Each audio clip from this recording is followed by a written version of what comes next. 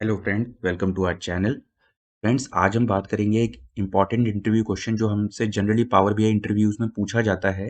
ये question basically डैक्स से related होता है और इसमें हमसे कुछ इस तरीके से पूछा जाता है कि identify number of customers who purchased along with amount of their purchase in a particular time period.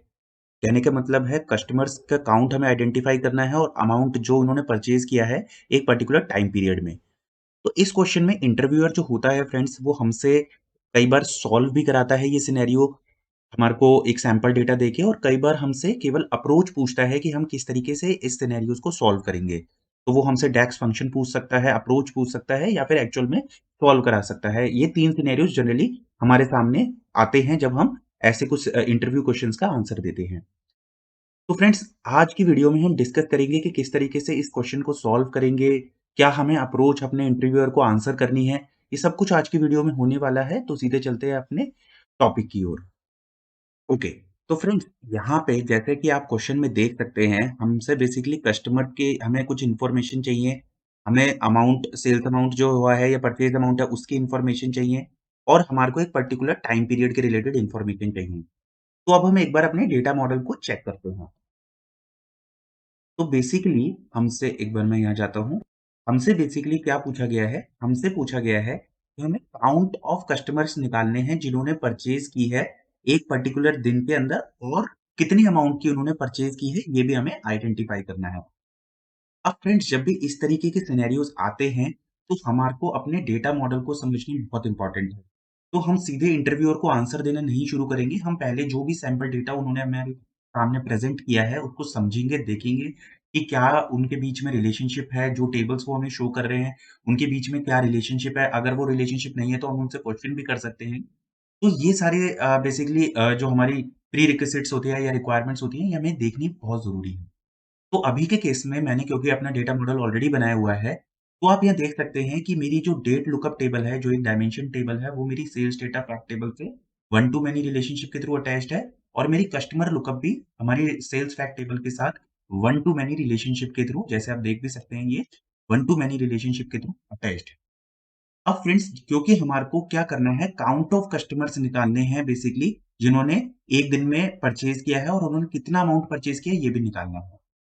तो फ्रेंड ऐसे सिनेरियो में जहाँ पे हमारे को जैसे आप ये देख सकते हैं, एक मेरा यूनिडायरेक्शनल रिलेशनशिप है, जो मेरा डेट लुकअप से सेल्स डेटा की तरफ जाता है।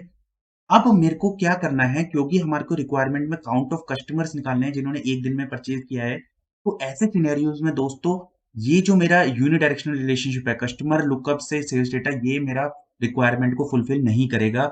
मुझे डेट लुकअप बेसिकली फिल्टर्स को पास करना है from date lookup to sales data and from sales data to customer. मुझे कुछ दूसरी डायरेक्शन में इस फिल्टर को ले जाना है।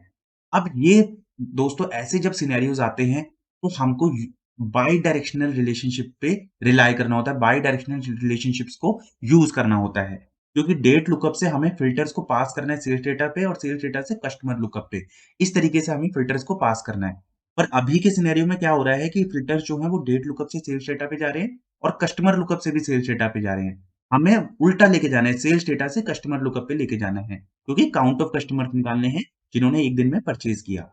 तो फ्रेंड्स जब भी ऐसे सिनेरियो आएँगे, तो आपको याद रखना है कि हमारे को बाई डायरेक्शनल रिलेशनशिप पे जाना है।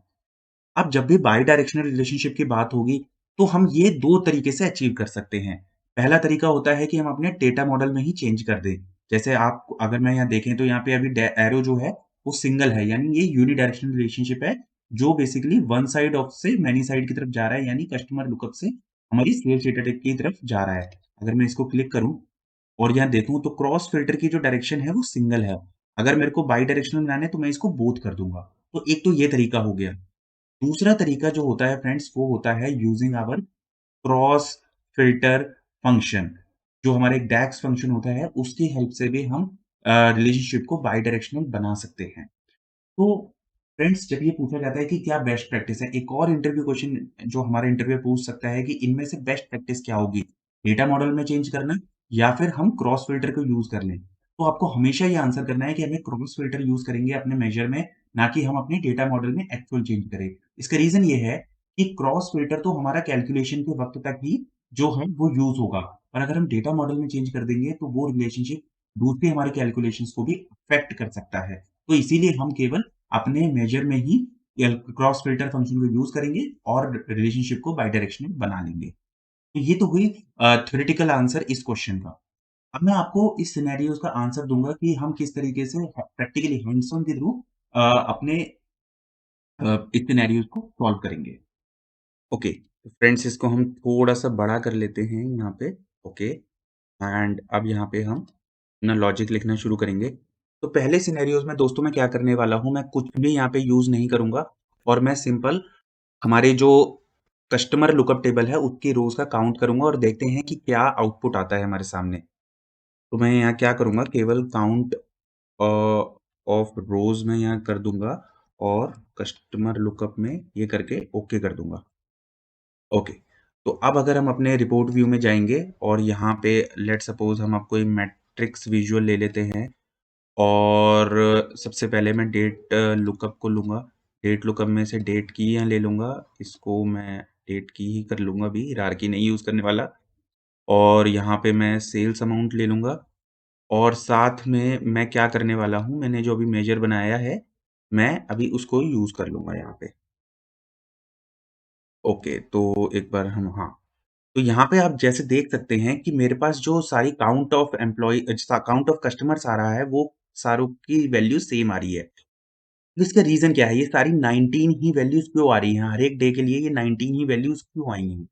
इसका दोस्तों रीज़न यही है कि जो मेरा रिलेशनशिप है अभी यूनिडायरेक्शनल है, ये बाई डायरेक्शनल नहीं है। हमें ये रिलेशनशिप बाई डायरेक्शनल बनाना होगा, तभी हम इस सिनेरियोज़ में हम पर्टिकुलर काउंट जो होगा कस्टमर्स का, वो 1 दिन के लिए निकाल सकते हैं।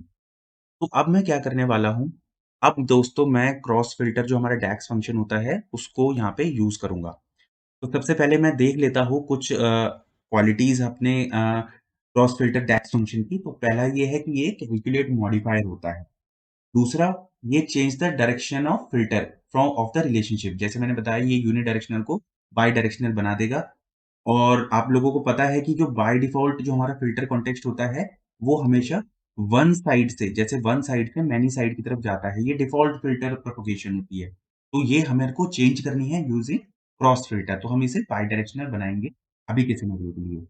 मैं क्या करूँगा यहाँ पे, मैं दोबारा से अपने मेजर में जाऊँगा और अब मैं क्या करूँगा क्योंकि ये कैलकुलेट मॉडिफायर है, तो मैं क्या करूँगा इसे कैलकुलेट फ़ंक्शन के अंदर ही यूज़ करूँगा। तो कैलकुलेट फ़ंक्शन मैं यहाँ लिखूँगा काउंट ऑफ रोज़ लूँगा मैं कस्टमर लुकअप पर अब यहाँ पे मैं क्रॉस फ़िल्टर जो मेरा फ़ंक्शन है उसको यूज़ करूँगा। सबसे पहले यहाँ पे लेफ्ट कॉलम नेम बेसिकली वो होगा जो मेरा many side of the relationship में जो टेबल है, उसकी बेसिकली जो वहाँ पे फॉरेन की है वो कॉलम मैं यहाँ मेंशन करूँगा। मैं अपनी सेल्स डेटा टेबल यहाँ ले लूँगा और उसकी कस्टमर आईडी यहाँ लिख दूँगा। अब जो राइट कॉलम नेम है वो होगा जो one side of the relationship है, यानी कस्टमर लुकअप और कस्टमर लुकअप की भी मैं यहाँ पे प्राइमरी की जो कॉलम है, कस्टमर आईडी वो यहाँ मेंशन करूँगा। तो ये कस्टमर लुकअप का कस्टमर आईडी हो जाएगा। अब दोस्तों आता है क्रॉस फ़िल्टर टाइप। तो क्रॉस फ़िल्टर टाइप जैसे देख सकते हैं आप बोथ, नन, वन वे। हमारे सिनेरियोज़ में हमें बोथ यूज़ करना है क्योंकि हमारे को जो फ़िल्टर है वो कस्टमर्स की तरफ लेके जाना है। तो मैं यहाँ पे बोथ कर दूँगा, इसको क्लोज़ कर दूँगा, ओके कर दूँगा। तो अब अगर मैं इसको क्लोज़ करूँ और यहाँ पे आपको दिखाऊँ, तो यहाँ आप देख सकते हैं कि सारी वैल्यूज़ जो हैं, अब जो सेम पहले आ रही थी, अब वो नहीं आ रही हैं। इसको एक बार मैं सॉर्ट कर देता हूँ डेट के अकॉर्डिंग। तो देख सकते हैं आप कि जो 1st ऑफ अक्टूबर 2021 की जो डेट थी, उस दिन 5 कस्टमर्स ने परचेज़ किया और उनका परचेज़ अमाउंट था, ये जो आप यहाँ पे देख सकते हैं। इसी तरीके से हमारे 2nd ऑफ अक्टूबर के दिन हमारे 4 कस्टमर्स ने परचेज़ किया, उनका परचेज़ अमाउंट ये था। हमारे 3rd ऑफ अक्टूबर को 4 कस्टमर्स ने परचेज़ किया, उनका ये हमारा परचेज़ अमाउंट था। तो इस तरीके से बेसिकली हम अपने इंटरव्यूअर को इसका आंसर दे सकते हैं using our cross filter function. Initial मैंने जैसे आपको बताया था कि हम इसका आंसर जो हम डेटा मॉडल के अंदर चेंज करके भी दे सकते हैं, पर वो राइट अप्रोच नहीं है। तो एक बार अगर मैं आपको वैसे भी बताऊँ, तो अगर मैं यहाँ पे डबल क्लिक करता हूँ और इसको सिंगल की जगह बोथ कर देता हूँ, तो फ्रेंड्स क्या होगा, तो हमको इस क्रॉस फ़िल्टर की यहाँ यूज़ नहीं करने की ज़रूरत। मैं क्या करूँगा अभी, सिंपल एक मेजर यहाँ बनाऊँगा, न्यू मेजर और यहाँ पे मैं बस काउंट ऑफ रोज़ कर दूँगा फ्रॉम आवर कस्टमर लुकअप और इसको क्लोज कर दूंगा और इसका नाम मैं दे दूंगा काउंट ऑफ